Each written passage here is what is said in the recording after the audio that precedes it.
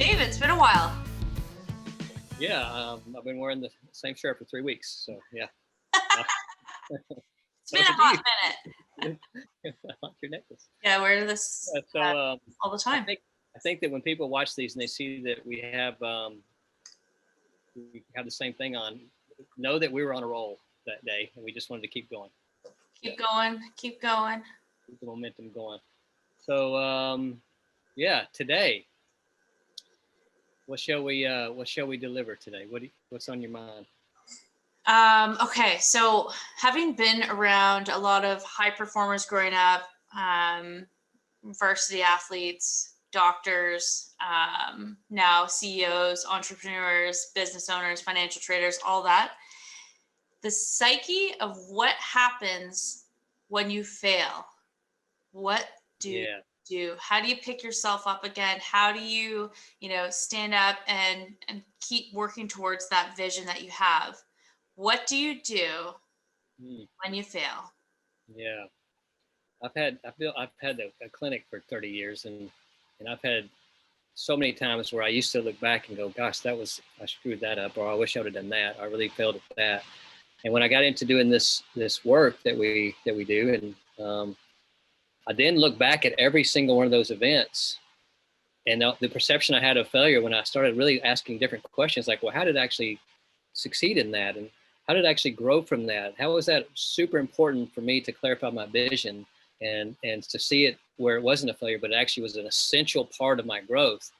It completely changed my attitude, not only for my past, but also it helped me not have so much fear about going for stuff in the future, because it's the perception of failure, because you really can't fail. You just are going to learn something, right? And so that's one of the keys, I think, is you have this perception of failure, is looking differently at it than you ever had before, so you can then change your perception of it. And that changed how I felt about myself, because if you perceive you failed, then you're going to be beating yourself up. But if you then look again, you say, whoa, it's actually success, you actually lift yourself up. So it changes your whole attitude to life when you can see that, right? Oh, I absolutely love that. Resonate with that 110%.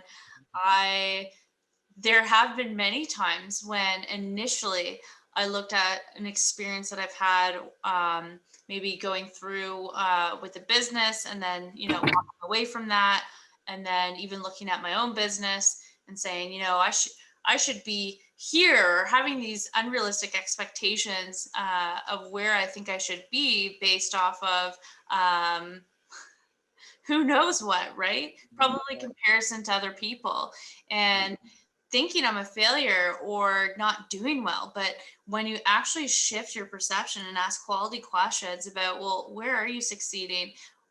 What are your values, and why are you getting the outcome that you actually are getting? And how is that just so essential for your growth to getting you to that next level? It's a completely different game. That's such a great point. Because I find that when you're focused on your high values and high priorities, you don't have those moments of perceived failure. But if you're asking a fish to climb a tree, they're going to fail. And so it's about focusing on your high priorities, but also your strengths. And really following that, I think is very helpful for people. Oh, I agree.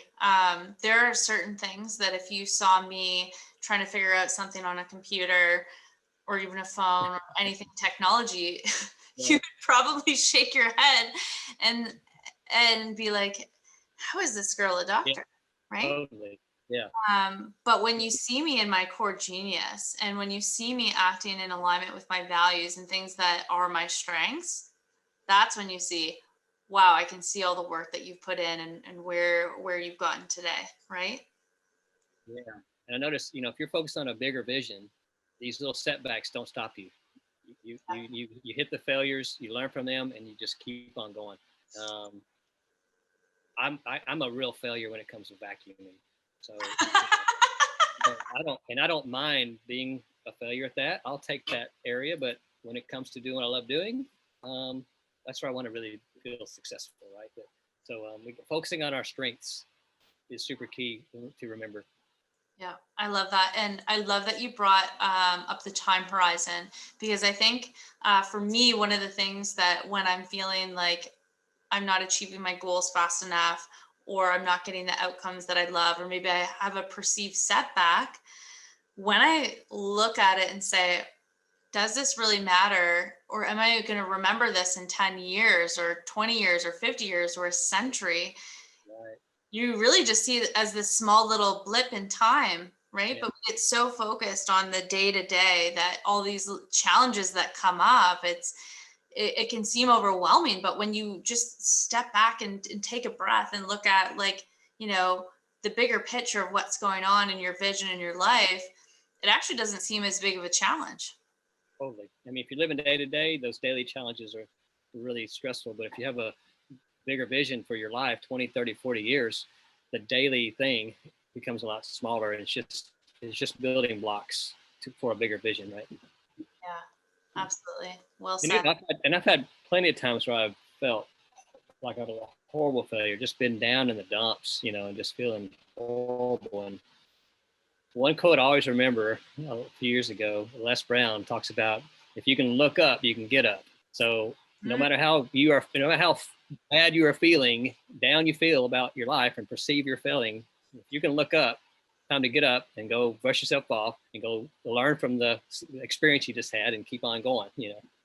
I love that. And I'm going to add a little tweak to that. If you're having trouble looking up, visit your local chiropractor. We're both chiropractors here. And just a sidebar of chiropractic, the neck is the most important area of the spine. Dave, if you had one area to adjust, what would you be adjusting? Neck. I mean, if I could only pick one area, it's going to be the one. Yeah. It's the 80-20 of the spine. You want to make sure you got good curves, the nerves are flowing, you got good brain body communication. Right now, what I don't have, apparently as I'm speaking, that's the most important area of the spine. So if you're down in the dumps and you're having a hard time looking up, definitely check out your chiropractor. No doubt. Great point. Good pitch. And where can we find you if we need that? I'm I'm the clinic owner of Empower Chiropractic in Waterloo. And if you're looking for chiropractic or high performance coaching, I'm also on LinkedIn, Dr. Shelby Aitchison, and Instagram at Dr. Shelby FC. Where can we find you, Dr. Dave? DrDaveTuck.com is the best place. It's got all my places I show up. So just go there and you'll find me. Cool. Awesome. All right. And if you have any requests for topics on performance, mindset, success, motivation, we'd love to hear your thoughts and happy to share ours. Yeah, that was fun. I appreciate our conversation. Awesome. You too. Great to see you, Dave.